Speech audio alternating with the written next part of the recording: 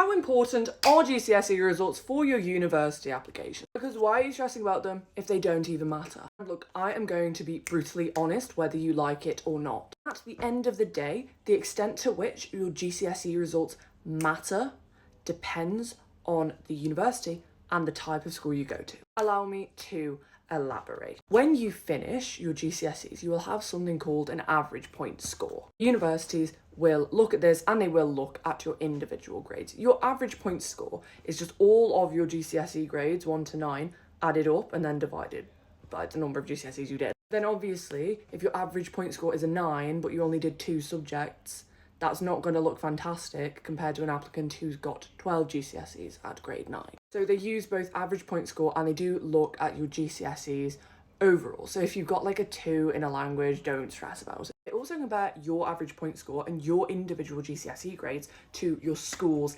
average GCSE grades and average point score. Let's say your school gets really, really good grades. You've got an average point score in your school of like 8.5. They are going to look at your school's average point score and how much you have exceeded it. Now, this doesn't matter to a huge extent.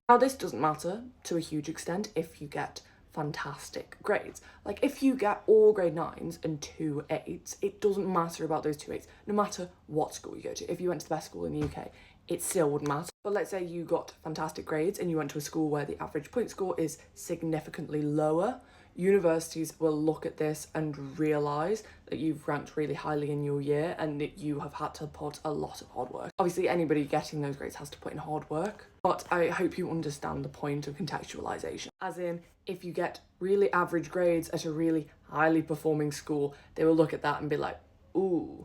But if you get really average grades in a really average or poorly performing school, they're less likely to be like, ooh, if you know what I mean. Don't blow this out of proportion, please. Just realise that you can't fail all of your GCSEs and go to Oxford on one hand, but on the other hand, don't be thinking because I go to Eton or something, if I get 1 8, I'm screwed, I'm not going to study medicine. It's not that extreme, but they do consider your circumstances. Some universities really care about your ranking within your cohort, but it doesn't necessarily matter. And again, this is put into context depending on the school that you go to. If you go to the best performing school in the country, like one of your top grammar schools, your ranking number 1 in the cohort is going to be much more impressive than ranking number 1 in a rather average school. If you have ranked number 1 in a subject, get your teacher to put it in your reference. I got my economics teacher to put it in my reference. If you found this video helpful, be sure to follow for more daily study tips.